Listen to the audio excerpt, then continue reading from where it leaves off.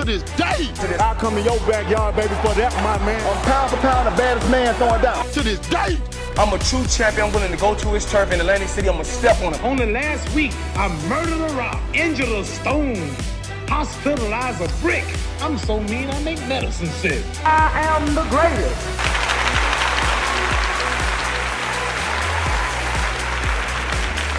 So I did my video last night, was talking about Canelo and what his next moves might possibly be. Posted my video, quite happy with that, chuffed to bits, went to bed, went straight to sleep. I mean, my head touched the pillow, my eyes was shut and I was out like a light. Woke up this morning, checked my phone, only to find out that Canelo is going up to cruiserweight. My God. So the WBC convention started on Tuesday. I think it's going to be running for at least 2 or 3 days. Eddie Reynoso steps up to the microphone and asks for this fight to be sanctioned against Ilunga Makabu. Now, Ilunga Makabu is 28-2. One of the 2 fights that he lost was against Tony Bellew. Of course, when Tony Bellew became the WBC World Cruiserweight Champion. The guy's got a pretty decent record. He's no cupcake. He's legit. However, I just think he's going to be fed to Canelo. Now, if I was him right now, I would be jumping for joy. You're going to be set for life off of this fight. Well, I don't know about you guys, but when I heard this, I was scratching my head thinking like, cruiserweight? Are you serious? As the day's gone on, Eddie Reynoso has come back and said, yes, we are jumping up to cruiserweight, but we are then going to come back down to super middleweight to potentially fight Daniel Benavidez. So I'm like, okay, so he's kind of done this already. He jumped up to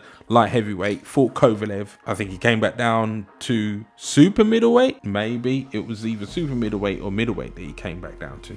And I don't know. I mean, maybe he likes to go up there to these higher weights, see how it feels, maybe acclimatize himself to it. I don't know how long. I mean, everyone's probably different to acclimatize to that kind of weight. And yeah, he's just going to have a fight and come back. Canelo is a busy man. He's one of the most active boxers there is right now. I just wind my mind back to an interview that he did with Akam Barat. It was on DAZN. It was either maybe during 2020, it might not have been, but at some point there was an interview. I'm sure it's out there somewhere, we could find it. They asked Canelo, would you ever consider being a heavyweight? And he said it there and then, never say never. So is this what Canelo's planning to do? Is he planning to be a heavyweight? I mean, he's got to gain maybe 32 pounds to be a cruiserweight. That's a lot of weight. He is the pound for pound king of boxing.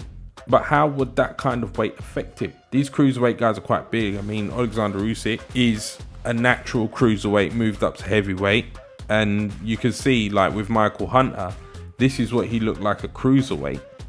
This is what he looks like at heavyweight. Some people are just meant to carry the weight. Some people have smaller frames and they won't carry the weight much the same. I mean, Anthony Joshua, there's more fat on a butcher's chopping board. But then you look at guys like Tyson Fury, he carries his weight a bit different. So what Canelo would look and move like, bigger, cruiserweight, who knows, he might even fight a bridgerweight. Oscar Rivas, you better run, mate. I don't know what he's going to look like, but we'll have to wait and see. I mean, this guy just never stops surprising us. But anyway, that was the news, the breaking news last night. Had the whole boxing world going crazy. I can't believe I missed it. I mean, it must have broke just after I went to sleep. But yeah, Canelo's going up to cruiserweight. So let's wait and see what happens, guys. I'll catch you in a minute on the next video.